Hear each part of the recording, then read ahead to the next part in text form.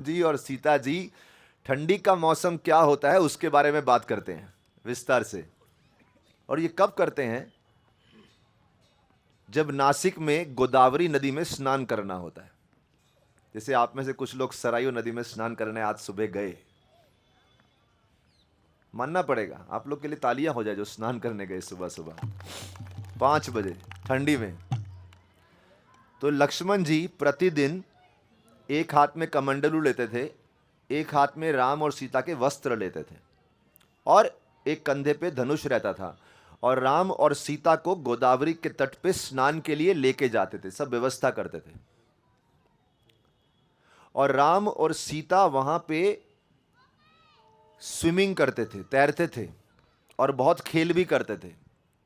In fact एक बार तो राम जी और सीता जी गोदावरी में स्विमिंग कर रहे थे, तैर रहे थे, तो घोषणा कर तीनों ने डिसाइड किया कि राम और सीता का कंपटीशन होगा, कौन इस तट से उस तट पे पहले जा सकता है। पति पत्नी आपस में कंपटीशन करेंगे। तो थोड़ा ऐसा खेल होते रहना चाहिए, परिवार में थोड़ा हास्यजनक, थोड़ा आनंद बना रहता है। तो कंपटीशन था, तो पहले तो उस तरफ गए। अभी क्या कंपटीशन था? यहां से वहां जाना है, वहां से वापस आना है। तो सीता जी तो बहुत धीरे धीरे जा रही थी, राम जी पहुंच गए। फिर राम जी जब वापस आने लगे तो बोले अच्छा नहीं है पत्नी को हराना, सीता जी को थोड़ा जीतने का मौका देना चाहिए। और लक्ष्मण जी को भी थोड़ा लग रहा था कि अरे सीता जी हार जाएंगी तो अच्छा नहीं लगेगा। तो राम जी जल के नीचे प्रवेश करके दिखे ही नहीं, और लक्ष्मण जी सीता माता को बोलते हैं अरे चलो चलो आ जाओ आ जाओ, राम जी किधर गए पता नहीं, जल्दी आओ जल्दी आओ जल्दी आओ। और तब माता सीता अपनी स्पीड से तैरती हुई आती हैं गोदावरी के तट पर, ऐसी आती हैं। फिर राम जी नदी के बीच में जो अंदर थे वो बाहर आ जाते हैं और बोलते हैं अरे सीता आगे चली गई आगे चली गई, अरे वो धीरे धीरे धीरे धीरे तैरते आते हैं। और इस प्रकार से माता सीता जीत जाती हैं। तो ये जो खेल चल रहे थे, अभी ये हेमंत ऋतु में एक दिन क्या हो गया, ये रोज की बात है। तो एक दिन जब कुटिया से गोदावरी के तट पे चल के जा रहे थे, तो उस समय लक्ष्मण बोलते हैं ये ठंडी का मौसम कितना क्रूर है ना। बोले ये मौसम में जो पशु होते हैं, जो वर्षा ऋतु में या उससे पहले आनंद में रहते हैं, वर्षा ऋतु के बाद ये घबरा जाते हैं। अभी ठंडी आ गई, सब पशु ठंडी से घबराते हैं, क्योंकि वस्त्र तो है नहीं और घर भी नहीं है और भोजन की भी समस्या हो जाती है, तो बहुत घबराते हैं। मनुष्य भी घबराते हैं ठंडी के मौसम से। फिर बोलते हैं कि और पक्षी भी घबराते हैं। लेकिन जो फसल है वो बड़ी अच्छी होती है ठंडी के मौसम में। और बोले फसल में जो अनेक प्रकार का अनाज है उसके वजन से सारी फसल झुक जाती है। तो ये सब बातें चलते चलते हो रही हैं। और लक्ष्मण जी बोलते हैं जिनका सच में ज्ञान होता है ना, उनका सर हमेशा दूसरों के प्रति सम्मान में झुका रहता है, जैसे फसल जो अनाज से पूरा भरी हुई है वो झुक जाती है।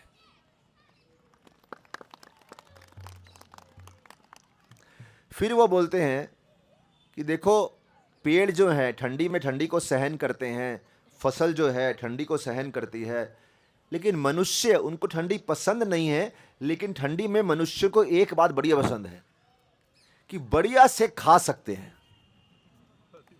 ये सब बातें राम लक्ष्मण कर रहे हैं बढ़िया से खा सकते हैं। शरीर का पोषण अच्छा होता है, जो पूरा वर्ष मेहनत करके पतले हो गए, वजन बढ़ा लेते हैं सर्दी के मौसम में, दबा के घी खाते हैं, दबा के मिठाई खाते हैं, दबा के हल्दी की सब्जी खाते हैं, और जो भी खाते हैं सब कुछ बढ़िया बढ़िया, पकोड़ा खाते हैं। तो ये ठंडी का मौसम है। और मुझे तो ज़्यादा ज्ञान नहीं है, वहाँ पे लिखा है कि गाय का दूध भी बड़ा अद्भुत प्रकार का प्राप्त होता है ठंडी के मौसम में। ऐसा कुछ है क्या? ऐसा वहाँ लिखा है। फिर लिखा है कि तो गौ माता की भी कृपा है। और फिर बोलते हैं जो राजा लोग हैं वो भी किसी कारण से ठंडी का मौसम ही चुनते हैं दूसरों पे आक्रमण करने के लिए। शायद उस समय ऐसा कुछ होगा। तो ऐसा करके लंबा लिस्ट बनाते हैं और फिर बोलते हैं लेकिन हम तो गोदावरी में स्नान कर रहे हैं और महाराष्ट्र की ठंडी इतनी नहीं होती, सडनली बोलते बोलते बोल देते हैं। अच्छा हाँ, पहली बात बोलते हैं, और आपने देखा है गोदावरी में जब हाथी पानी पीने के लिए आते हैं, हाथी अपनी सूंड से पानी पीते हैं, और जैसे ही पानी में डालते हैं उनकी सूंड हाथी को भी ठंड लगती है। और फिर बोलते हैं जो जल में रहने वाले पक्षी हैं वो जल के बाहर बैठे रहते हैं और जल की तरफ देखते रहते हैं। Is is working now? जल की तरफ देखते रहते हैं और सोचते हैं कि मैं जल में जाऊं कि नहीं जाऊं। अभी हाथी को भी गले में प्यास लग रही है लेकिन जल को स्पर्श नहीं कर पा रहे। जो महिलाएं घर पे बर्तन धोना होता है, कितनी समस्या होती है ठंडी के पानी में अगर धोना पड़े तो। Is working now? You test it?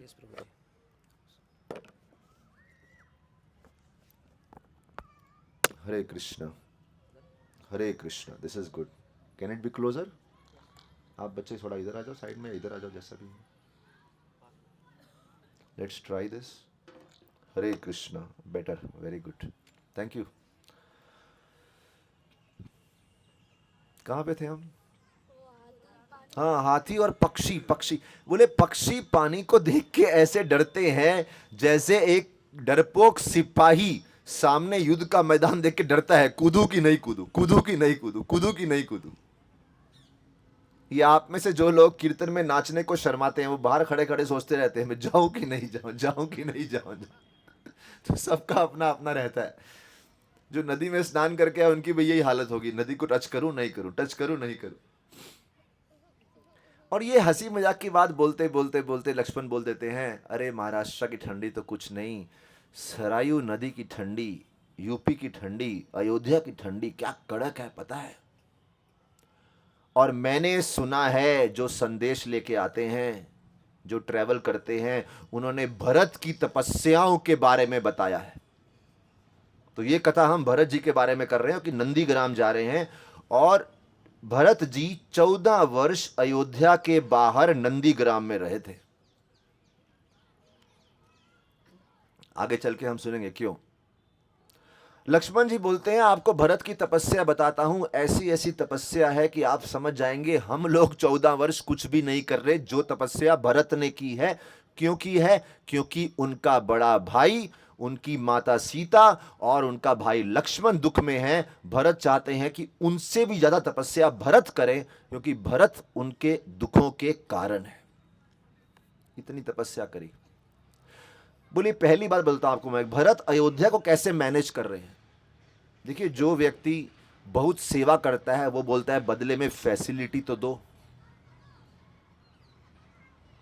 मुझे आज भी याद है पिछली यात्रा में, अधिक मास में हम यात्रा गए थे तो इतने सारे लोग आ गए थे और बहुत सारे रूम खराब निकले थे कि उधर बाढ़ आ गई थी वृंदावन में, तो रूम्स की हालत भी खराब थी, तो कुछ लोग परेशान हुए थे। लेकिन हमारे जयंती प्रभु और नरपत प्रभु वो लोग यात्रा मैनेज कर रहे थे।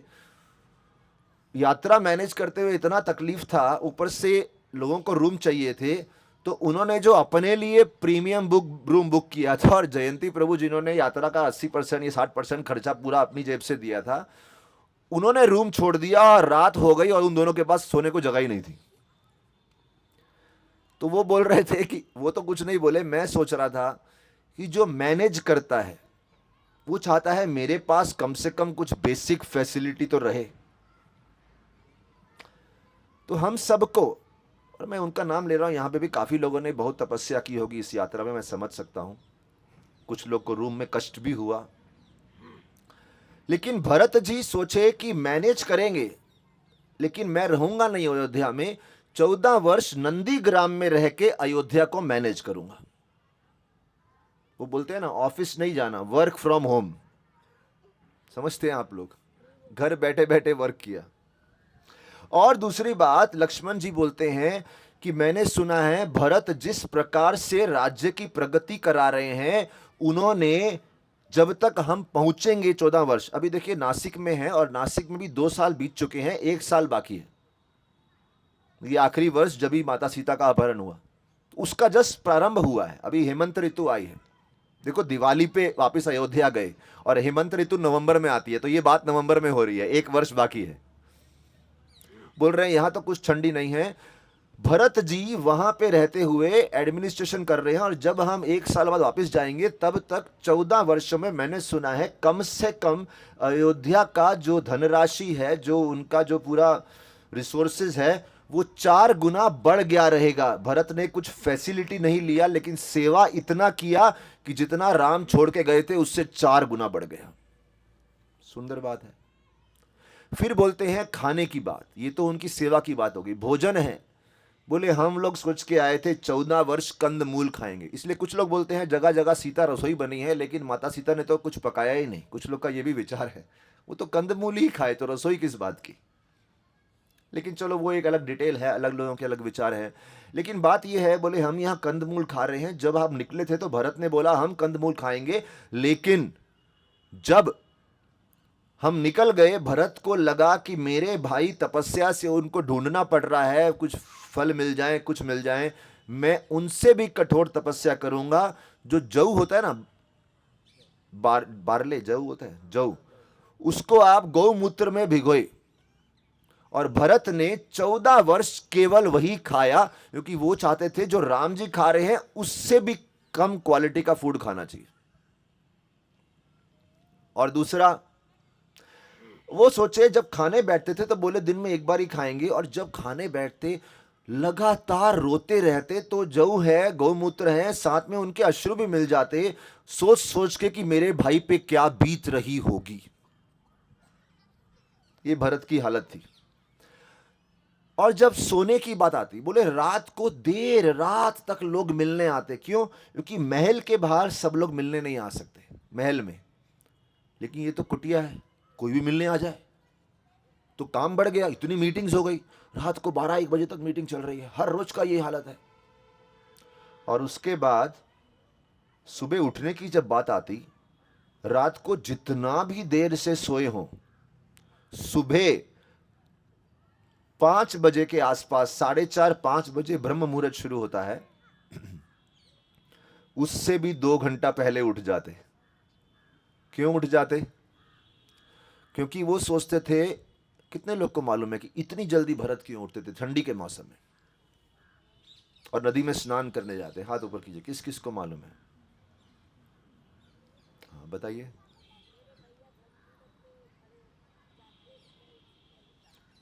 मेरे भाई ब्रह्म मुहूर्त में उठते हैं, और उससे भी एक गहरा कारण है।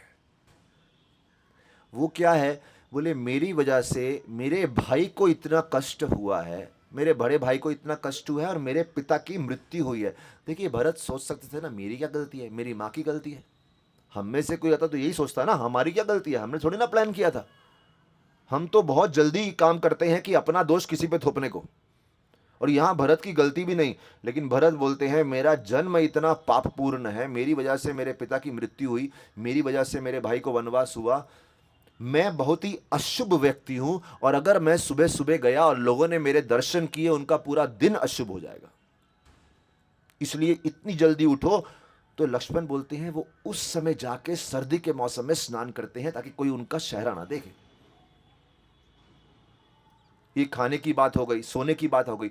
अच्छा, अभी सोने की बात जो है, सोते कहां थे? पहले तो वो जमीन पे सोए, बोले राम जी जमीन पे सोएंगे मैं। फिर अगले दिन उनको ध्यान में आया कि अगर राम जमीन पे सो रहे हैं तो मैं उसी लेवल पे कैसे सो सकता हूं? तो बोले उससे भी 2 फीट नीचे गड्ढा खोद के उसके अंदर सोते हैं। ये सब तपस्या नंदीग्राम में हुई है। कहां हुई है?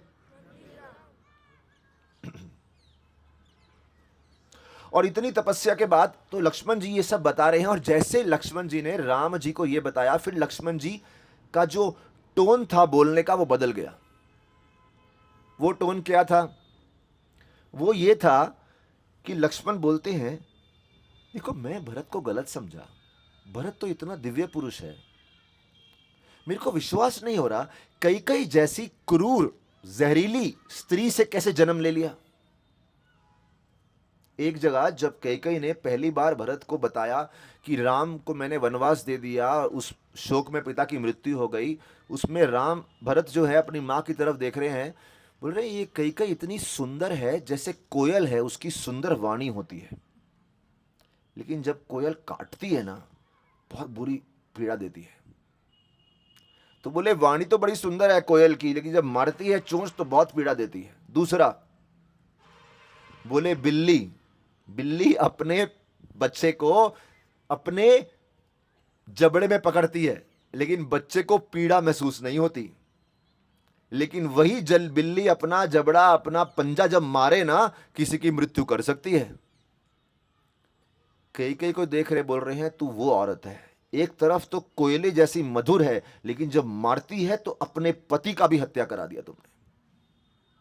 दूसरा बोलती है कि बिल्ली, और तीसरा उदाहरण क्या दिया है, बोले एक मधुमक्खी होती है ना, मधुमक्खी शहद उत्पन्न करती है, लेकिन वही मधुमक्खी जब डंक मारती है बहुत पीड़ा देती है। और फिर भरत देखते हैं, तू इतने उत्साह में नाच रही है कि तेरा बेटा राजा बनेगा, राजा बनेगा, तेरी हालत वैसी है, तूने पूरे जंगल को आग लगा दी ताकि ठंडी में तुम्हें गर्मी मिल सके। फिर बोलते हैं तू एक उल्लू के समान है, उल्लू है अपने ही होल में रहता है, उसे दुनिया से कोई मतलब नहीं, तू सोचती है बस तू और तेरा बेटा, तू सोचते नहीं एक रानी के रूप में तेरा कर्तव्य है। ये सब भरत के विचार चल रहे हैं जो वाल्मीकि जी डिटेल में दिखाते हैं। और देखिए हम सबकी हालत हो जाती है, कभी कभी हम उल्लू जैसे हो जाते हैं, केवल अपने होल में अपने बारे में ही सोचते हैं, लेकिन बड़ा क्या चल रहा है किसी को मालूम नहीं, तो वो सुनाते हैं। फिर बोलते हैं मैं सोच रहा हूं राम तो चले गए वनवास, लेकिन कौशल्या और सुमित्रा जैसी इतने मधुर स्वभाव की महिलाएं तुम्हारी जैसी महिला के साथ कैसे रहेंगी। और फिर बोलती हैं अरे कौशल, कई कई तुम्हारा नाम पता है क्या हुआ है, सुमुखी और सुलोचनी। कई कई के दो नाम थे, सुमुखी और सुलोचनी। आप सोच भी नहीं सकते कि कई कई के दो नाम कैसे पड़े, क्योंकि जब वो सुबह उठती थी सबसे पहले राम का नाम लेती थी, इसलिए नाम पड़ा था सुमुखी। और सुलोचनी, कई आंख नहीं खोलती थी जब तक राम उनकी आंखों के सामने ना आ जाए, इतना प्रेम था। देखिए ना, एक जहर, मंथरा रूपी जहर कैसे गंदा कर देता रिश्ते को। इसलिए रिश्तों में कितना भी प्रेम हो, आप भरोसा नहीं कर सकते कब तक चलेगा ये, कब कौन कड़वाहट डाल के चले जाए पता नहीं। क्या नाम था कई का पहला नाम? सुमुखी। दूसरा सुलोचनी। फिर बोलते हैं कई, तुम्हें मालूम है एक महिला के दर्द को एक महिला समझ सकती है। मैं हमारे मैनेजमेंट टीम से बात कर रहा था कि साथ में आपकी मैनेजमेंट टीम में एक दो महिला को भी इंचार्ज रखो। क्यों? वो महिलाओं के दर्द को समझ सकते हैं और बता सकते हैं कि इन पे क्या बीत रही है यात्रा में। वो भी होना चाहिए, या कोई ना कोई महिला आके बताना चाहिए कि देखो महिलाओं का ये कष्ट है, थोड़ा ध्यान रखो। और पुरुषों का कष्ट भी कोई बताना चाहिए, बच्चों का कष्ट कोई बताना चाहिए। इसलिए कभी कभी हम यात्रा में हम पूछते हैं अभी एक असाधारण गृहस्थ पे क्या बीत रही है, अभी हमें तो मालूम नहीं, हम तो परिवार लेके हम तो सुबह उठ के चलो चलो चलते हैं लेकिन कोई बोलेगा अरे रुको रुको, हमारे बच्चे भी हैं, उनको सुबह उठाना है, थोड़ा समझो क्या करना है। तो फिर बोलते हैं डिस्कस करो, सबकी राय लो, सबसे पूछो क्या बीत रही है। तो माता कई जो है वो बोलते हैं कि एक महिला दूसरे महिला का दर्द को समझ सकती है। तूने अपने बेटे की तो सोच ली, तूने कभी यह सोचा कि जब उनका बेटा उनकी आंखों से दूर चले जाएगा उन पे क्या बीतेगी? कभी यह सोचा है क्या? कौन बोल रहा है? भरत। किसको बोल रहे हैं? कई को। बोले कभी यह सोचा है तुमने क्या बीतेगी? हमेशा अपने को दूसरे के पांव में रख के देखना चाहिए, दूसरे के जूतों में, ऐसा बोलते हैं। और दूसरी बात यहां पे आप देखिए, वैसे एक चीज़ है, मैं यात्रा जो मैनेज कर रहे हैं उनके साथ यात्रा थोड़ा मैं डिस्कस कर रहा था वो कैसे मैनेज कर रहे हैं, तो उनके दुख मुझे भी समझ रहे थे। अभी जो समझते नहीं है जब तक आप यात्रा मैनेज नहीं करते हैं, तो मैं देख रहा था जब तक आप उनकी परिस्थिति में ना उतरो नहीं समझ सकते। दोनों चीज़ें हैं, जो लोग यात्रा अटेंड कर रहे हैं उनकी परिस्थिति में प्रवेश करना पड़ता है कि उनके ऊपर क्या बीत रही है। नहीं तो मैनेज करने वाला अपने दुनिया में मैनेज करते रहे, रूम खोल के दे दी चले जाओ रूम में, अरे उसे गद्दी मिली कि नहीं मिली, उसे कंबल ढंग से मिल रहा है कि नहीं मिला, उसकी होटल में गर्म पानी आ रहा है कि नहीं आ रहा, वो समझना बहुत जरूरी है कि नहीं? मतलब रूम खोल के देना काफी नहीं होता। लेकिन दूसरी बात, अभी जो यात्रा मैनेज कर रहा है उसके परिस्थिति में क्या बीत रही है, तो मैं वो भी देख रहा था। अभी जैसे एक उदाहरण है, पता है ये धाम में क्या होता है, अक्सर अयोध्या हो, चित्रकूट हो, आप यात्रा में एडवांस पार्टी में आए, सब बुक करके गए, जब आप आते हैं ना यात्रा में, हम लोग चित्रकूट पहुंच ही रहे थे, सब बसेस चित्रकूट पहुंच रही थी, चित्रकूट या अयोध्या, अयोध्या में ऐसा हुआ 2 घंटा या 1 घंटा, हाँ 1 घंटा पहले कुछ फोन आया, आपके इतने प्रीमियम रूम हम कैंसिल कर रहे हैं। और ये कई धाम में होता है, आपको वृंदावन में, अयोध्या में, चित्रकूट में, जब भी आप ग्रुप लेके जाते हैं ना, वो लोग बिना बोले लास्ट मिनट पे कैंसिल करते हैं। पूछा क्यों कैंसिल किया, नहीं हमारे डोनर्स आ गए उनको दे दिया। अरे हमने भी तो पैसा भरा है। अभी जो यात्रा में आए उनको मालूम ही नहीं कि ऐसा कुछ हुआ।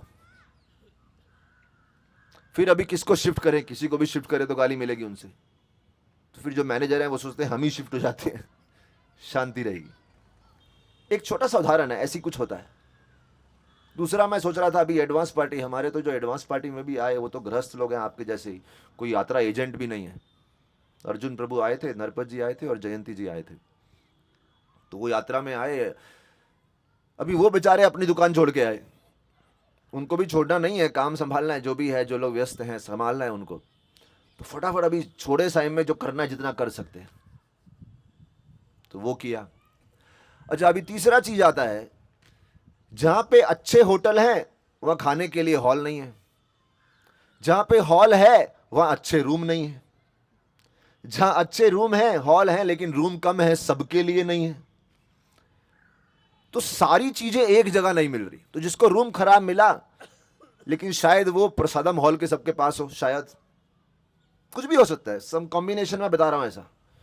तो सारी फैसिलिटी साथ में होना बड़ा मुश्किल होता है। अच्छा कुछ लोग, अभी आप जैसे होटल में आए ना, आपके बाजू वाला होटल खाली दिखेगा, आप बोले ये क्यों नहीं बुक करके गए। जब 4 महीने पहले आए थे ना, वो लोग होटल देते नहीं है बुक करने को, नहीं नहीं हमारी भागवत कथा होने वाली है, हम नहीं देंगे, हम नहीं देंगे। तो हमको जो मिला वो बुक करके आ गए। लास्ट डे आए तो मालूम चला रे बाजू वाला खाली है, अच्छे रूम है, वो बुक कर सकते थे, लेकिन उस समय उन्होंने दिया नहीं। तो थोड़ा है मैनेजमेंट के पास समय का अभाव, थोड़ा है कि ये सब समस्या है, हॉल भी होना चाहिए, ये भी होना चाहिए, ये भी होना चाहिए, तो सब फैसिलिटी एक जगह नहीं।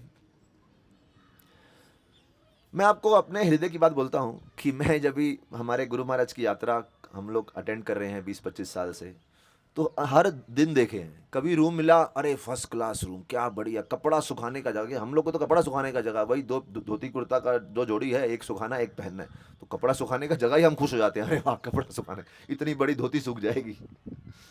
कभी कभी कमरे मिले, वहाँ मच्छर भी हैं, गर्म पानी भी नहीं है, खाने की जगह 4-5-6 किलोमीटर दूर है, चल के जाओ, तो मुझे वो भी कष्ट समझता है कि अरे जिनको वो कष्ट हुआ क्या होता होगा। तो कभी कभी तो मेरे को मालूम चलता है बहुत कष्ट है, तो मैं बोलता हूँ यात्रा में नहीं जाना, छोड़ो। लेकिन फिर सोचते हैं नहीं नहीं इतनी कथा मिलेगी, कीर्तन मिलेगा, भक्तों के संग में। देखो हमारी तो यात्रा होती है, हमारे महाराज जी की यात्रा 10,000 लोग आए, उसमें मैक्सिमम लोग को घूमना भी नहीं है, उनको बोलो ना अगर कि आप एक ही जगह बैठे कथा कीर्तन सुनो, बोले हम उसी के लिए तो आए हैं, घूमने के लिए आए नहीं हम लोग।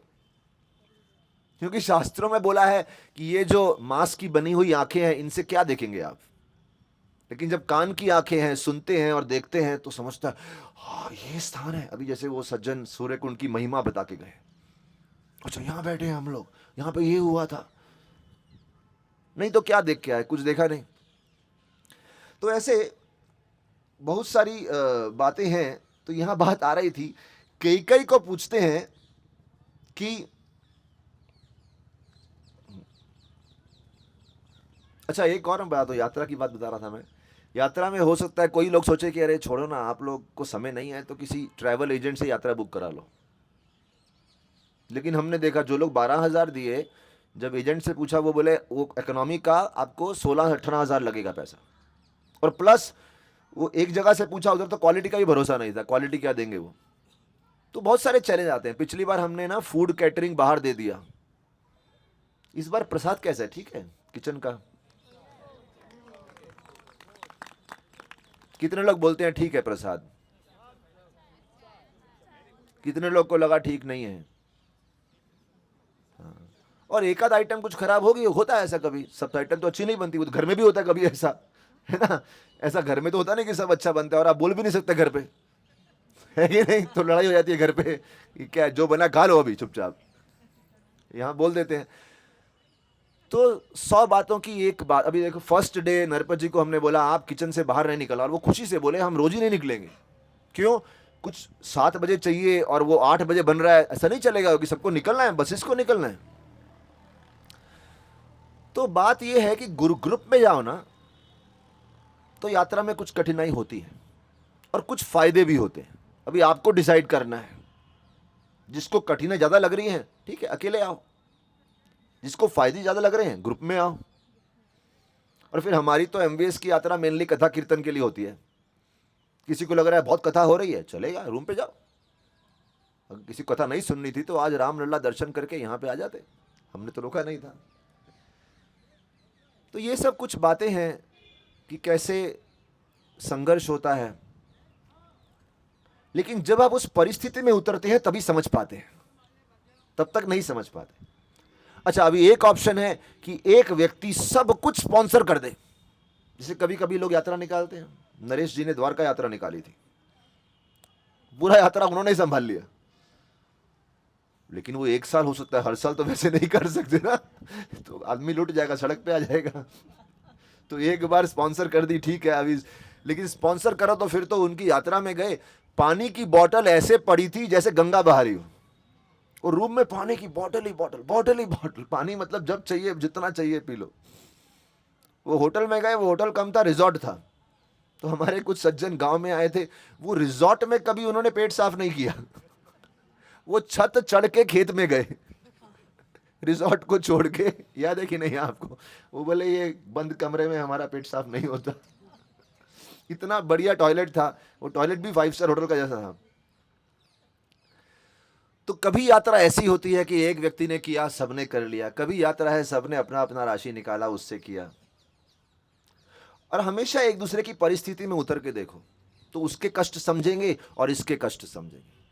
भरत कई से पूछते हैं तुझे समझ में नहीं आ रहा, एक मां पे क्या कष्ट बीत रहे हैं, तू एक मां है ना। और फिर बोलते हैं अरे मैंने देखा था वशिष्ठ ऋषि की गाय थी, क्या नाम, कामधेनु, और वो कामधेनु ने एक बार दूसरे खेत में एक किसान को एक बैल से अधिक काम करवाते देखा, तो ये कामधेनु रोने लगी। क्यों रोने लगी? अभी वो जो बैल है किसी और गाय की संतान है, लेकिन उसको देख के ये गाय को भी दुख हो रहा था कि अरे दूसरे की संतान दुखी है। अरे एक गौ माता से ही सीख ले। और फिर बोलते हैं अरे तुम कई देश की है, और हमारे देश में अयोध्या में भी जो सबसे बड़ा पुत्र है वही राजा बनता है। क्यों? क्योंकि हम जो मोर होते हैं ना, मोरों का सिस्टम फॉलो करते हैं। मोर का सिस्टम क्या होता है? अगर मोर एक ही समय पे बहुत सारी संतान पैदा करता है, लेकिन उसकी जो सबसे बड़ी संतान होती है उसी को सबसे पहले जो उसका क्राउन है, पंख है, वो उत्पन्न होता है, वो राजा माना जाता है, जबकि सब साथ में पैदा हुए हैं। बोले हमारे तो कहीं पीढ़ियों से चलता आ रहा है, तुमने ये बीच में टांग क्यों अड़ाई? और इसके बाद भरत हाँ भरत ना ऐसे हाथ जोड़ते हैं। बैठे कहां पे हैं? कौन से देश में? अयोध्या में बैठे हैं, और वन की दिशा में हाथ जोड़ते हैं, हाथ को माथे पे रखते हैं, और मन ही मन राम जी से प्रार्थना करते हैं कि मेरी मां ने जो किया बहुत बड़ा पाप किया, माफ कर देना, मैं माफी मांगता हूं कि मैंने कुछ सोच के नहीं किया। और फिर भरत जी उसके बाद इतना जोर से चिल्लाते हैं, ऐसे लगता है एक ज्वालामुखी फट गया। और फिर बोलते हैं दशरथ वो पेड़ के समान है जिनकी जड़ों से मुझे जल मिलता है, मैं तो एक छोटा पत्ता हूं, आपने जड़ काट दिया तो पत्ता भी मर जाएगा। बोलते हैं मैं तो एक मछली हूं, मछली का पोषण नदी में बहते जल से होता है, और आपने तो नदी का जल ही निकाल दिया। और सोच रहे हैं मछली आनंद लेगी, कैसे लेगी? मछली का आनंद तो राम से है, राम वो जल है, आपने राम को वन में भेज दिया तो मेरा पोषण कैसे होगा? ऐसे ऐसे उदाहरण देते हैं भरत। भरत बोलते हैं लेकिन अभी तक मैंने जहर नहीं पिया है, जहर तुमने पिया है, लेकिन फिर भी मैं मृत शरीर के समान हूं, क्योंकि जल चला गया, पेड़ की जड़ काट दी गई, इस समय मैं मृत शरीर के समान हूं। तो मृत व्यक्ति राजा कैसे बन सकता है? मृत व्यक्ति तो राजा बन ही नहीं सकता, माफ करना, मैं राजा नहीं बनूंगा। और इतना जोर से, एक तो बोलते हैं ज्वालामुखी की तरह फट जाते हैं, उनकी आंख से लगता है आग बरस रही है और एक जंगली जानवर की तरह चिल्लाते हैं और क्रोध से सब उथल पुथल हो जाता है महल में। और एक समय पे जमीन पे ऐसे गिर जाते हैं जैसे एक हाथी, उसके पेट में आपने एक भाला भी मार दिया, अनेक बाण भी मार दिए, उसका पेट पूरी तरह से फाड़ डाला और वो हाथी दर्द के मारे करहा रहा है और वो भरत लोटपोट होते हैं। अभी देखिए हुआ क्या है, ना तो उन्हें कैंसर हुआ है, ना कोई बीमारी हुई है, ना उनको कोई पीड़ा हुई है, उनके भाई चले गए हैं, उनके रास्ते का कांटा चला गया एक दृष्टिकोण से। इतना दुखी होने वाली क्या बात है? लेकिन भरत को सहन नहीं होता, क्योंकि भरत धन से ज्यादा रिश्तों को महत्व देते हैं। भरत समाज पे प्रभुत्व जताने से ज्यादा रिश्तों को महत्व देते हैं, राज करने से ज्यादा रिश्तों को महत्व देते हैं। आज हम नंदीग्राम में जा रहे हैं ये आशीर्वाद मांगने के लिए कि क्या हमारे अंदर भी ये भाव है। अगर आपको यात्रा करनी है लेकिन आपके साथ आपके बूढ़े मां बाप हैं, उनकी सेवा करने में आपके राम लला के दर्शन चले जाते हैं, जाने दो। क्या कर सकते हैं क्या आप ऐसा? किसी भक्त की सेवा करनी है, उनकी सेवा करते करते आपके सारे दर्शन चले जाते हैं, जाने दो। कर सकते हैं क्या ऐसा? लोग उतावले हो जाते हैं, अरे ये कहां सर पे पड़े हमारे। चाहे धन हो, चाहे कुछ अचीवमेंट हो, कोई सफलता हो, लेकिन जिसके लिए हम रिश्तों को दांव पे लगा देते हैं, तब समझता है कि क्या हम रामायण समझे हैं कि नहीं। नंदीग्राम में हम देख रहे हैं भरत कैसे अयोध्या में करहा रहे थे दर्द के मारे, और जब वो गिरते हैं ऐसे, उनके कपड़े बिखरे हुए हैं, उनके आभूषण बिखरे हुए हैं, उस समय माता कई सोचती हैं, अरे कुछ दिन पहले ये हालत तो मेरी थी। कब की बात है बताओ? जब कई दशरथ से डिमांड कर रही थी कि राम को वन में भेजो, उसके पहले कई कोप भवन में गई थी और अपने सब आभूषण बिखेर के रोती जा रही थी, उदास बैठी थी। दशरथ ताकि गिड़गिड़ाए, तुझे क्या चाहिए? और मंथरा ने बोला था कि कई इतना इतना इतना रोना, इतना दुख व्यक्त करना कि दशरथ मजबूर हो जाए कुछ भी देने को। शर्म की बात है ना, कभी कभी हम किसी को इतना मजबूर कर देते हैं कुछ घटिया काम करने को, रिश्तों का वास्ता देके।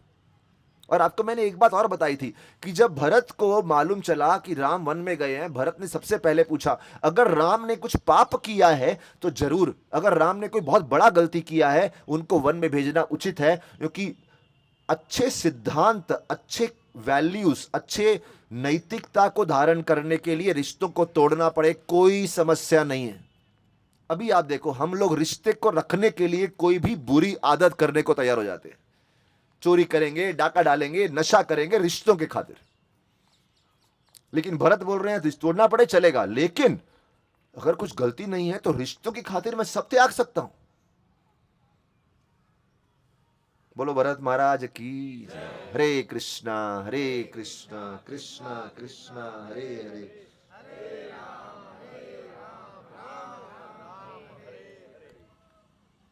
आप लोग सच में बड़े अच्छे श्रोता हैं, बड़े प्रेम से सुन रहे हैं। इस बार मैं बता रहा था, हमारा जितनी 10 साल की यात्राएं हैं उनमें सबसे बेस्ट क्राउड इस यात्रा में आया है। मैं इनको बोल रहा था ये क्राउड फ्रीज कर देना, चुन चुन के रख लेना चाहिए, यही क्राउड को लेके आने का। बड़े शांत स्वभाव के लोग हैं और जो नहीं बैठ सकते वो दूर चले जाते हैं वो भी परेशान नहीं करते, तो सब खुश है अपनी अपनी जगह पे। एक्चुअली बहुत अच्छा क्राउड है, टाइम पे पहुंच जाते हैं बस में, आपस में कोऑपरेशन चल रहा है अच्छे से, कोई ज़्यादा झगड़ा नहीं हो रहा, कोई एक आध हुआ रहेगा पता नहीं मेरे को, बट सब प्रेम से चल रहा है, सब खुश हैं अपनी जगह पे।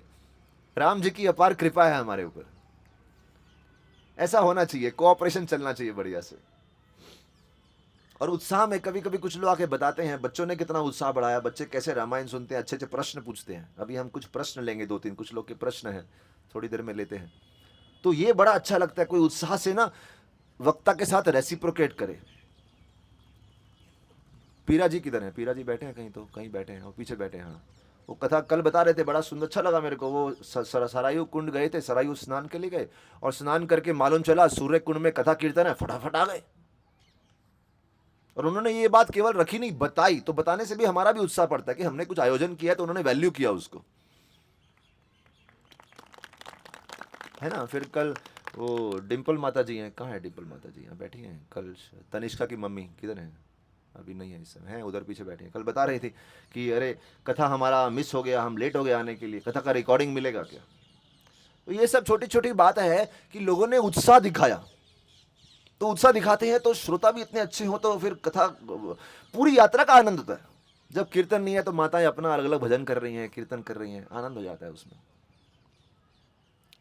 हम क्या बात कर रहे थे कथा में? हाँ, भरत जी उलट पुलट हो गए। बोल रहे हैं भरत जी उलट पुलट हो गए। तो भरत जी जमीन पे उलट पुलट हो गए। तो कई कई सोचती है ये हालत तो मेरी थी कोप भवन में, और मैंने सोचा था मेरे कार्य से भरत को खुशी हो गई, ये तो उल्टा प्रभाव हो गया। हाय हाय, किस्मत मारी गई, बोलो हाय हाय। अरे माथा मार के बोलो हाय हाय। सब लोग सबका फोटो लो करते हुए हाय हाय हाय हाय हाय हाय हाय हाय नहीं हाय हाय हाय हाय।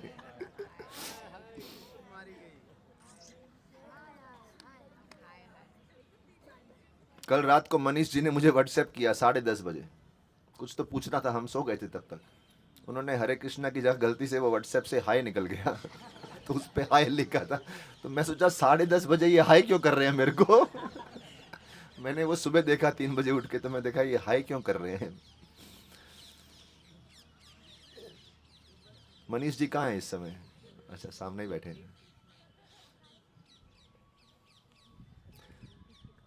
तो ये जो भरत के गुण हैं हमें दिखते हैं कई कई के साथ वार्तालाप में।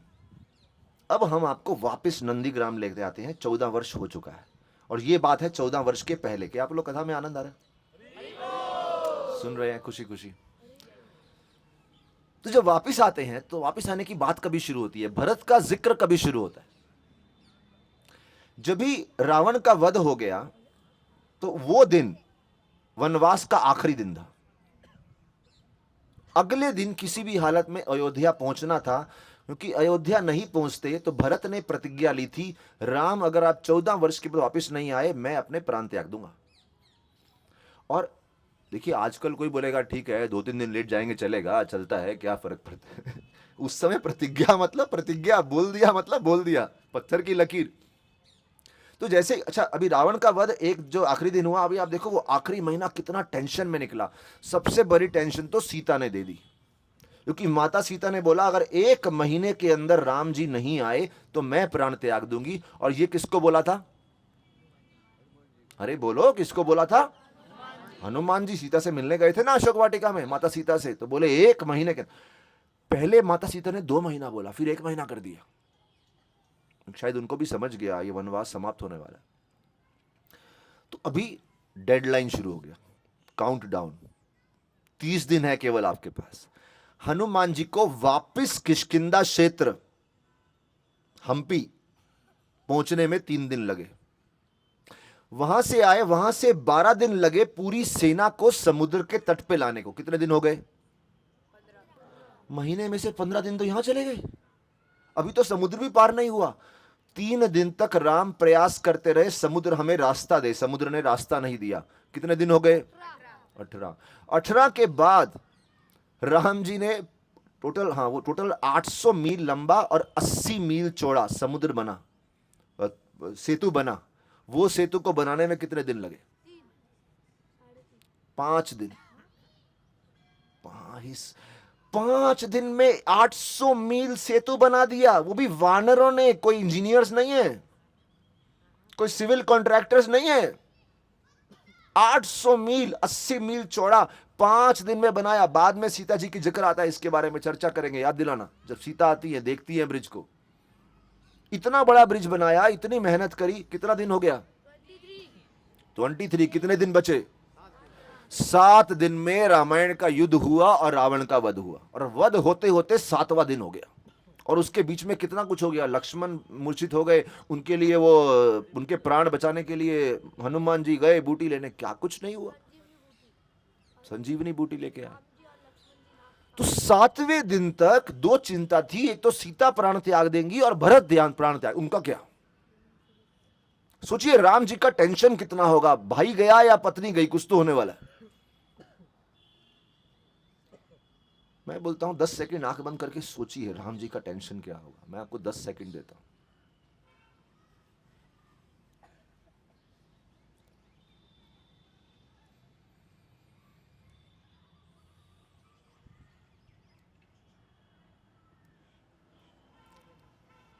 इतना आसान नहीं था, वन में बहुत टेंशन में गया आखिरी महीना।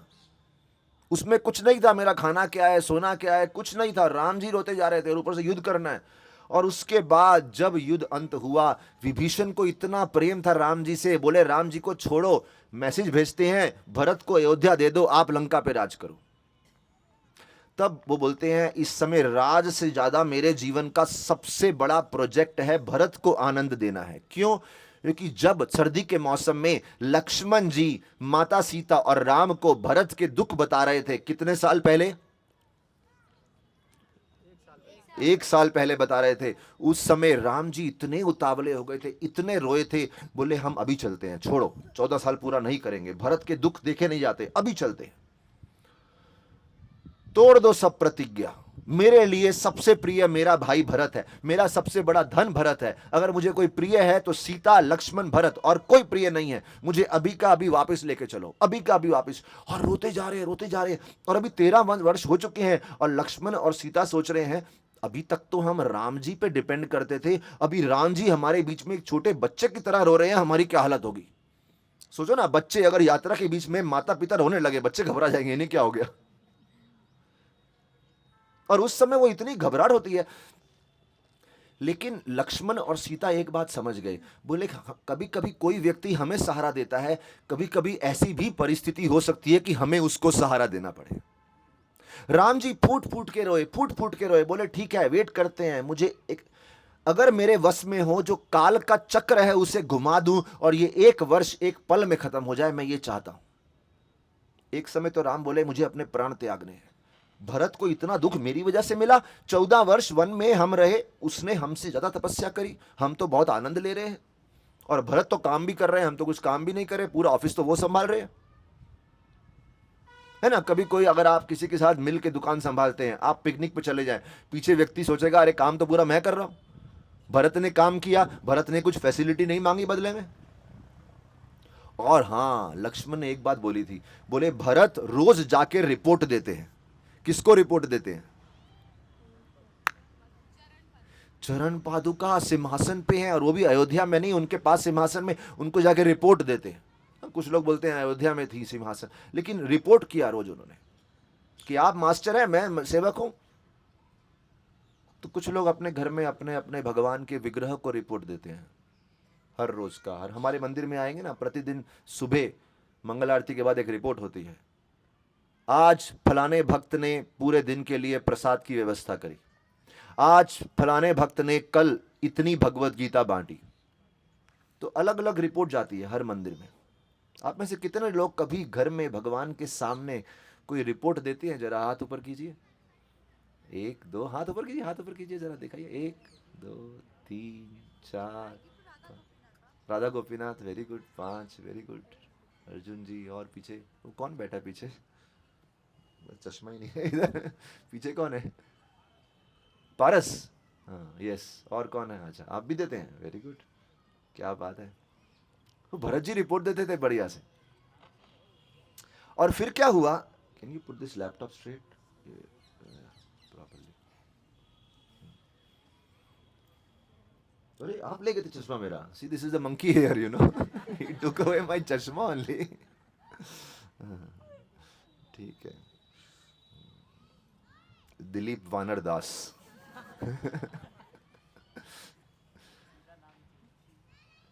तो कहाँ पे थे हम? विपुल, हाँ रिपोर्ट, पादुका को रिपोर्ट देते थे। तो भरत का वो था उस समय, तो राम जी याद कर रहे हैं अरे ये सब मुझे जल्दी वापस जाना है। विभीषण को बोले लंका में नहीं रहना, राज रखो अपने पास, मुझे भरत से मिलना है अभी जाके, अभी उसका आलिंगन करना है। तो विभीषण समझ गए अभी अर्जेंसी है। दिन कितना बाकी है? दिन कितना बाकी है? सब बोलो। तो विभीषण ने बोला आप मेरा पुष्पक विमान लेके जाइए, जो आप जैसा मन रखेंगे उस दिशा में जाएगा वो। तो पुष्पक विमान में बैठ गए। पुष्पक विमान से जब समुद्र पार कर रहे थे, मैंने एक बात बोली थी, याद दिलाना, कौन सी? हाँ, सीता माता ने समुद्र देखा, 800 मील 80 मील। उस समय राम जी ने बताया। अच्छा, जब भी विमान में चढ़ रहे थे ना, तो पहले सीता जी चढ़ी, राम जी ने सीता जी को चढ़ाया, लक्ष्मण जी बैठे। और जैसे ही वो फ्लाइट चढ़ने लगा ना, सारे वानर बोलते हैं हमको भी जाना है। सब बोलिए। और जब बोले हमको भी जाना है, सब रोने लगे। एक्चुअली हमको जाना है। और वो विमान ऐसा था, राम जी ने उस विमान का विस्तार कर लिया और सारे हजारों हजारों वानर अंदर आ गए और सीता जी बड़ी खुश। तो तब राम बोलते हैं ये वानर है ना, इन लोगों ने ये सेतु बनाया है। सीता जी फूट फूट के रोने लगती है। आज की डेट में लोग ताजमहल देखने जाते हैं और ताजमहल को कुछ लोग बोलते हैं मॉन्यूमेंट ऑफ लव। एक राजा ने अपनी रानी के लिए प्रेम से बनाया।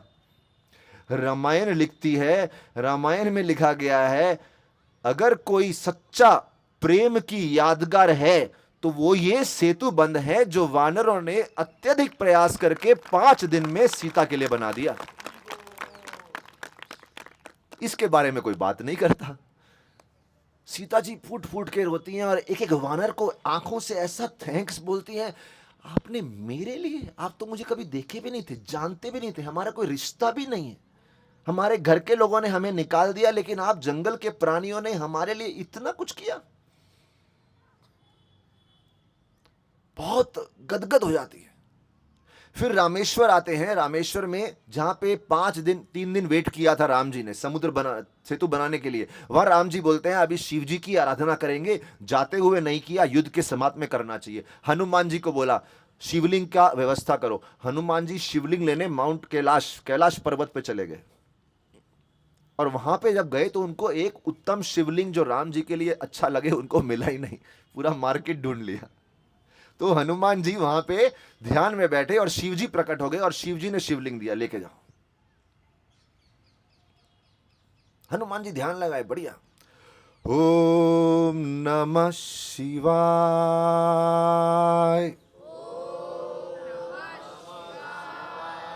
और जोर से ओम नमः शिवाय,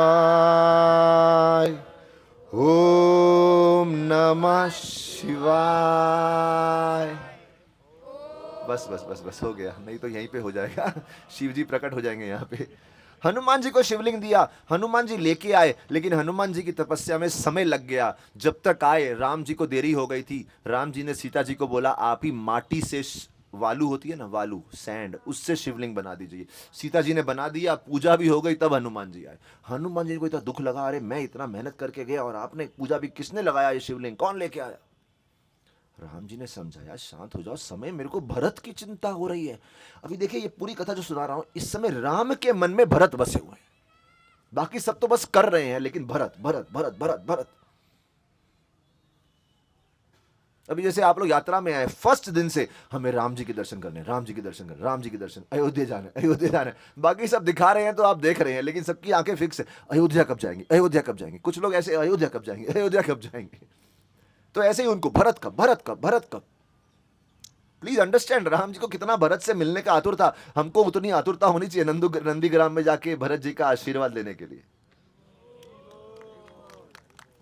तो वहां पे शिवलिंग जो स्थापना किया माता सीता ने, हनुमान जी ने को बोला ठीक है आपके भी शिवलिंग की पूजा करते हैं, माता सीता के शिवलिंग को आप हटा दो। उन्होंने अपनी पूरी शक्ति से, अपनी पूंछ से लपेटा शिवलिंग को। हनुमान जी भी शिव जी के अंश हैं। उन्होंने खींचा, जोर से खींचा, शिवलिंग तो वहां से नहीं हिला, वालू का शिवलिंग, लेकिन माता सीता ने ऐसी स्थापना की उनको नहीं हिला पाए। हनुमान जी उड़ते हुए गए और जमीन पे गिरे, ऐसा हनुमान जी उड़ गए। सीता की भक्ति में क्या शक्ति है। हनुमान जी के चेहरे पे गिरे सीधा। राम जी, सारे वानर आ गए, राम जी आए। राम जी ने हनुमान जी के शीश को अपनी गोद में रखा। हनुमान जी बेहोश हो गए थे। राम जी ने बड़े प्रेम से हाथ फेरा, तब हनुमान जी को होश आया। हनुमान जी ने आंखें खोली और जब देखा राम की गोद में है और राम जी सर पे हाथ फेर रहे हैं, इतना प्रेम। बोले सबसे बड़ा प्रेम इस जगत में मां की ममता का होता है, और भगवान का प्रेम, हजारों माताओं का प्रेम साथ में ले जाओ, वो भगवान के स्पर्श का प्रेम है।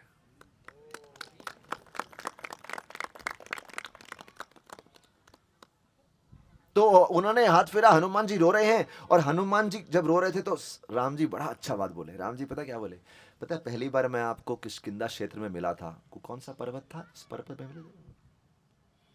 वो कौन सा सरोवर था? पंपा सरोवर। पंपा सरोवर के पास मिला था मैं आपको। और बोले हनुमान जी आपको पहली बार मैं वहां पे मिला, और आपने उस दिन से, इतने महीने हो गए हैं, आपने इतना प्रेम दिया, इतना प्रेम दिया। जिस दिन से हनुमान जी आप मेरे जीवन में आए ना, मुझे दशरथ महाराज, कौशल्या, सुमित्रा, कैकेयी, भरत, किसी की याद नहीं आती है। आपके आने से मानो पूरे परिवार का प्रेम मिल गया। हनुमान जी को इतना प्रेम शब्द बोले राम जी ने, हनुमान जी पूरा गदगद हो गए। बोले हाँ ठीक है चलो, कुछ शिवलिंग नहीं चलेगा, जैसे आपने किया चलेगा। राम जी बोले नहीं, ऐसा करो, आप भी शिवलिंग स्थापना करो, उसकी भी पूजा करेंगे, और उसके बाद हम ये घोषणा करते हैं कि जो भी रामेश्वर आएगा पहले हनुमान जी के शिवलिंग की पूजा करेगा, उसके बाद माता सीता के शिवलिंग की पूजा करेगा। हो गया, डन। हनुमान जी हैप्पी। समय कम है, चले। भरत प्रतीक्षा कर रहे हैं। ध्यान में क्या था? भरत। और भरत कहां बैठे हैं? नंदीग्राम। हम कहां जा रहे हैं? नंदीग्राम। तो आप भी यहां कथा सुन रहे हैं, ध्यान में क्या है? नंदीग्राम में कौन बैठा है? हमारी क्या कर रहे हैं? प्रतीक्षा। समझ रहे हैं बात को? कितना राम को कितना सब कुछ करा रहे हैं, सबको संभालना है, सीता जी को भी संभालना है, हनुमान जी को भी संभालना है, वानरों को भी संभालना है। अच्छा, अभी इतना कुछ हो गया, अभी वहां से फ्लाइट चली, आगे चली। बताइए नेक्स्ट स्टॉप फ्लाइट का कहां पे था? केवट के पास। केवट तो बहुत दूर हो गया, रास्ते में कोई तो है जो वेट कर। भारद्वाज ऋषि माने माता जी आप फेल हो गए। और कुछ था, और आपको फेल करके मुझे आनंद आया कि आपको बहुत रामायण मालूम है। बताइए कौन सा स्थान था? अरे सारे वानर कितने महीनों से अपने परिवार से दूर थे, उनकी पत्नियां वेट कर रही थी, और अभी तक किसी ने पत्नियों के बारे में सोचा ही नहीं, क्योंकि अभी तक ऑल मेन पार्टी थी। अभी विमान में एक पत्नी आ गई है, कौन है वो? सीता। वो पूछती है अरे वानरों, आपने हमारी तो सेवा करी, अपनी पत्नियों को संभाल रहे कि नहीं संभाल रहे? तो जैसे ही आया बोले हमारे परिवार यहां रहते हैं। सीता जी बोले रोको। राम जी बोले भरत। लेकिन जब पत्नी ने बोल दिया रोको तो रोको। है कि नहीं? फिर कुछ नहीं कर सकते आप, फिर पूरी यात्रा रुक जाती है। उन्होंने बोला रोको, तो विमान रोका। और तब सीता जी बोलती हैं अरे ये इतने समय से आपसे नहीं मिली हैं, इन सबको भी विमान में बिठाओ। राम जी बोले plane is small. Sita ji बोली योर माइंड इज स्मॉल। ये मैंने ऐड किया है। अब रामायण में खोजना मत कहां लिखा है ये। लेकिन माता जी से सीता बोली सबको लेके चलो। तो उस समय प्लेन का विस्तार और हो गया। वो हजारों हजारों वानर, उनकी पत्नियां भी आ गई। ये बोल रहे 2000, 2000 नहीं, मैं बोल रहा हूं हजारों हजारों वानर थे। तो हजारों हजारों लेडीज भी आ गई, बहुत हो गए। अभी वहां से जब चलते हैं, फिर अगला आता है भारद्वाज ऋषि का आश्रम, और फिर गुह, निषाद राज। भरद्वाज ऋषि के जब आश्रम में आते हैं, वानर लोग बहुत एक्साइटेड हैं। अभी मैं आप लोगों से पूछता, आप लोग यात्रा में आए, सबका एक्साइटमेंट अलग होगा। मेरे को कुछ 5-6 लोग एक शब्द में बताना, आपका सबसे बड़ा एक्साइटमेंट यात्रा के लिए क्या था? ऑनेस्टली बताना, ऐसे मक्खनबाजी मत करना। बताइए सबसे एक्साइटमेंट क्या था आपका? काशी जाना। देखो काशी, उनके मन में काशी था। आपको? अयोध्या। अयोध्या में क्या? राम जी के दर्शन। आपको क्या? अयोध्या में राम जी के दर्शन। Anyone else? हाँ अर्जुन? चित्रकूट सती अनसुईया आश्रम, उनका एक्साइटमेंट था। और एक दो लोग बोलिए माताओं में जिसका कुछ अलग आंसर हो। सब कुछ, ये भी एक था सब कुछ।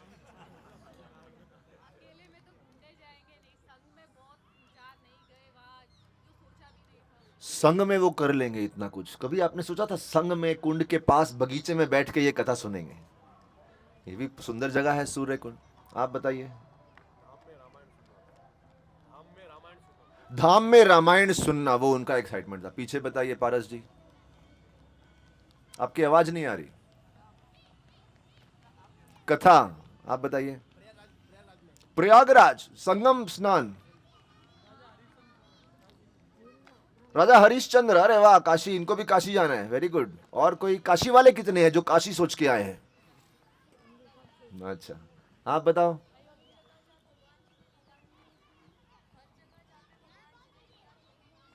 हर जगह भगवान ने लीला करी। तो देखो ये सब आप सुन के आए हैं।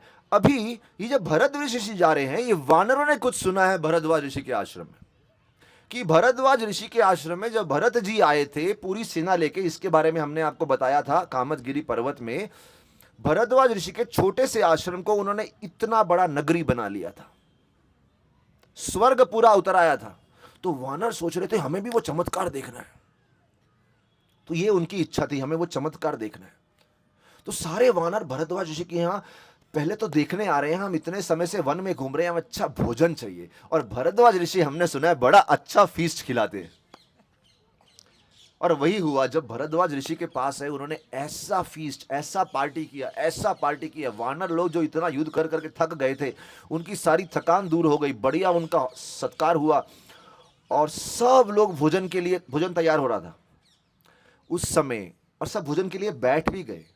पत्तल लगाया, केले का पत्ता लगाया, और उस समय राम जी उठे। तो सब लोग देखे, अरे राम जी उठ गए, अभी तो खाने का समय है। तो सब वेट हो गया, फुल स्टॉप, कोई नहीं खाएगा। राम जी उठ गए। राम जी हनुमान जी को भी उठाए, हनुमान जी को लेके गए कोने में, और हनुमान जी को बोला तुम एक काम करो, यहां तो खाते खाते लेट हो जाएंगे, भरत जी को बताओ हम आ रहे हैं, आप जल्दी चले जाओ। अब हनुमान जी भरत जी को बताने जाने वाले थे, राम ने पीछे से बुलाया, अरे अरे रुको रुको रुको रुको रुको, इधर आओ। जब आप भरत को बताने जाओगे, उस समय उनके चेहरे पे ध्यान से देखना, उनकी आंखों में देखना, आंखें सब बोल डालती हैं। क्या देखना? बोले 14 वर्ष पहले तो बड़ा आसान था कहना, राम जी मत जाओ मत जाओ मत जाओ। 14 वर्ष का मकसद ही यही है कि लोग आपको भूल जाएं। देखना भरत की आंखों में अभी भी वही प्रेम है कि नहीं। और दूसरी चीज, जब आप राज करते हैं ना, वो राज करना भी एक नशा होता है। 14 वर्ष लोग भरत के सामने झुके हैं, अब राम के सामने झुकेंगे। 14 वर्ष उस नशे की आदत पड़ गई होगी। क्या भरत अभी भी उतने प्रसन्न होते हैं राम के आने से? ये आंखों में देखना।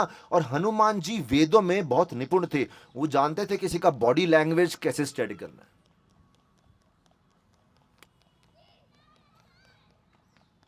समझ रहे? तुमको पूछ रहा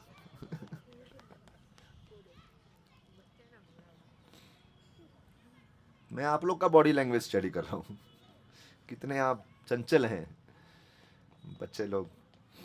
तो यहां पे आप देखिए बॉडी लैंग्वेज उनका देखना कैसा है। हनुमान जी बोले आप चिंता ही मत करो सर, मैं देख के आता हूं। हनुमान जी वहां पे निकले, वहां से राम जी खाने को बैठ गए, हनुमान जी गए जब, और उन्होंने ये भी बोला था भरत को भी मिलना और निषाद राज गुह को भी मेरा संदेश देना कि मैं आ रहा हूं, क्योंकि वो भी प्रतीक्षा कर रहे हैं। उनको उन्होंने अपना भाई मान लिया था। जब भरत के आश्रम में गए, पता है क्या सीन देखा? एक पेड़ है, पेड़ की शाखा के ऊपर हनुमान जी बैठ गए। आपको याद है एक बार और हनुमान जी किसी से मिलने गए थे और पेड़ की शाखा के ऊपर उनको देखा था। हाँ बताइए। माता सीता को।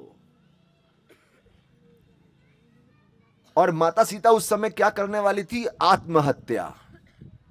यहां पे भरत जी ने अग्नि पूरी जला के रखी है और अग्नि में प्रवेश करने को रेडी हैं। और पूरे अयोध्या के मेन मेन मंत्री आके बैठे हैं और भरत को रोक रहे हैं। और भरत बोल रहे हैं मैं रुकने वाला नहीं। क्यों नहीं रुकने वाला? क्योंकि मेरे भाई ने अगर 14 वर्ष की प्रतिज्ञा ली है तो मेरी भी प्रतिज्ञा थी, अगर वो नहीं आएंगे तो मैं अग्नि में प्रवेश करूंगा। प्रतिज्ञा प्रतिज्ञा होती, उनकी है तो मेरी भी है। तो सारे ऋषिगण बैठ गए, प्रार्थना कर रहे हैं, अरे भगवान अगर आप ना आओ किसी संदेशवाहक को तो भेज दो। क्या बोला? किसी को संदेशवाहक को तो भेज दो। और ये बात हनुमान जी ऊपर से सुन रहे हैं। और हनुमान जी सोचते हैं मैं कैसे इनको विश्वास दिलाऊं कि मैं राम जी का संदेश लेके आया हूं। जैसे सीता को संदेश देना था, यहाँ पे भी हनुमान जी ने पेड़ के ऊपर बैठे हुए पूरी राम कथा सुनानी शुरू करी। कैसे राम जी वन में गए, वन में क्या क्या हुआ, रावण का अंत हुआ, अभी राम जी वापिस आ रहे हैं, भरद्वाज ऋषि के आश्रम में आ रहे हैं। और ये सुनते सुनते भरत का उत्साह बढ़ता गया, बढ़ता गया, बढ़ता गया। और ऊपर से अभी देखो, सामने से किसी को देखना, लोग अपना चेहरा छुपा भी लेते हैं, ये तो छुप के देख रहे हैं भरत जी के चेहरे में खुशी है या दुख है। और देख रहे हैं भरत जी, आंखों में इतनी चमक है, इतना उत्साह है, इतने खुश है, नाचने लगे, इतने खुश हो गए। और तभी का तभी ऑर्डर दिया शत्रुघ्न को, जाओ अयोध्या, अयोध्या जाके सभी मंत्रियों को बोलो, ऋषियों को बोलो, माताओं को बोलो, राम जी आ रहे हैं, सब लोग सब तैयारी करके नंदीग्राम आ जाओ। तो यही मार्ग है अयोध्या और नंदीग्राम के बीच में हम सूर्यकांड में बैठे आज।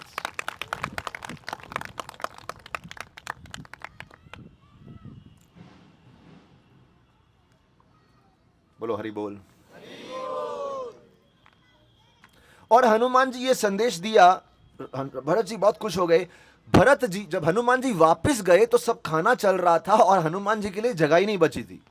तब राम जी ने क्या किया, अभी जैसे पंगत बनी है, राम जी बैठे हैं, राम जी ने हनुमान जी को अपने सामने बिठाया और जो पत्ता था केले का, उस केले के पत्ते में विभाजन कर दिया और ये बोला ये भोजन आप खाइए। एक ही पत्ते में दोनों ने भोजन किया। और एक लोक कथा है कि उसी हिसाब से आज भी केले के पत्ते के दो भाग होते हैं, क्योंकि वो राम जी ने डिवाइड कर दिया था। तो हनुमान जी को अपनी प्लेट में भोजन कराया। क्या प्रेम रहेगा ना राम जी। आप कोई कर सकते हैं ऐसा, भगवान को भोग लगा रहे हाथ में खाने का, खा नहीं सकते। हनुमान जी को इतना प्रेम, साथ बिठाए। और फिर जल्दी से सब भोजन हो गया, भरद्वाज ऋषि से मिले, चलो अभी चलते हैं भरत के पास। और अब हमारी कथा का अंतिम पड़ाव आ रहा है। 14 वर्ष बाद राम जी भरत जी मिलने वाले हैं। यहाँ कितने कितने भाई लोग आए हैं, जो जिनके भाई हैं इस यात्रा में। छोटे बड़े सभी उम्र के जिनके भाई आए हैं। कितनी बहनें आई हैं आपस में, कितनी ननद और भाभी आई हैं।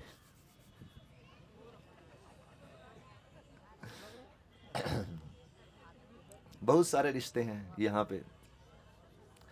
राम जी विमान में बैठे, भरत लक्ष्मण जी थे, माता सीता थी, सारे के सारे वानर भी थे, मिसेस वानर भी थी, सबकी सब, पूरा परिवार साथ में था। और उसके बाद जब और हुआ क्या, अच्छा हाँ एक चीज बताना चाहूंगा। अयोध्या ने राम जी को निकाला था, चाहे कई कई का षड्यंत्र हो, लेकिन अयोध्या से तो निकाले गए ना। तो अभी क्या हुआ, भरत जी ने बोला अयोध्या का श्रृंगार ऐसा होना चाहिए, अयोध्या में लाइटिंग ऐसा होना चाहिए, दीप ऐसे जलने चाहिए कि राम जी को लगना चाहिए कि अयोध्या का हर एक नागरिक पूर्ण हृदय से, संपूर्ण हाथ फैलाए हुए, पूरे उत्साह से वेलकम कर रहा है। मतलब राम जी का आने का मन करना चाहिए, ऐसा नहीं कि आधे रास्ते से गायब वापिस चले जाए। अयोध्या में तो क्या हुआ मालूम है, जैसे कभी आपको मालूम है लाइटिंग होती है लेकिन ऑफ रहती है, आप एक बटन ऑन करते हैं ऑन हो जाती है। जैसे ही समाचार गया कि राम जी अयोध्या में आने वाले हैं, इतनी फास्ट लाइटिंग हुई, इतना दिए जले, ऐसा श्रृंगार हुआ मानो किसी ने बटन किया हो और एक अंधेरी नगरी में पूरा श्रृंगार हो गया। और पूरी अयोध्या नगरी ने घोषणा कर दिया, पहले जो निर्णय लिया गया वो अंधकार में लिया गया, आज के बाद वो निर्णय हमेशा ज्ञान की रोशनी में लिया जाएगा। और नंदीग्राम में जो सुंदर पेड़ लगा दिए गए, अभी वो कैसे लगाए पता नहीं, उस सारे पेड़ों का श्रृंगार किया गया। सब पेड़ झुक रहे थे, राम जी आएंगे उनका स्वागत करेंगे। और राम जी अपना विमान लेके आए, राम जी विमान पे आए और जैसे ही विमान उतरा, मानो अभी विमान पूरा उतरा भी नहीं था, राम जी ने ऐसी छलांग मारी, वहां से भागते हुए गए और भरत को जो आलिंगन किया, इतना सुंदर आलिंगन हुआ। राम रोते जा रहे हैं, भरत रोते जा रहे हैं, लक्ष्मण आए उन्होंने आलिंगन किया, शत्रुघ्न, चारों भाई का जो आलिंगन हुआ। आजकल भाई लोग आपस में आलिंगन नहीं करते, कभी करते हैं, कभी गले लगाते हैं, किसी को भाई को नहीं लगाते, ठीक है मेरा भाई है, अरे कभी कभी गले लगा लिया करो, गले लगाने से भी प्रेम बना रहता है। अभी हम करेंगे 2 मिनट में, सबको गले लगवाएंगे। गले लगाओ। देखो गले लगाने का भी एक तरीका होता है। यहाँ कोई भाई बैठे हैं दो, वो किधर है हमारे, समर और दूसरा भाई उसका किधर है, क्या ना, किधर है वो, बैठे हैं इधर। हाँ दूसरा भाई किधर है तुम्हारा, देखो भाई घूम गया इधर से, भाई घूम रहा है। और कौन, दो भाई बैठे हैं यहाँ पे, तुम भी तो भाई हो, नील माधव समर, चलो खड़े हो जाओ जाओ। और सब भाई हो तो आपस में खड़े हो जाओ, जरा इधर आओ, इधर आओ, इधर आओ, इधर आओ, सामने आओ।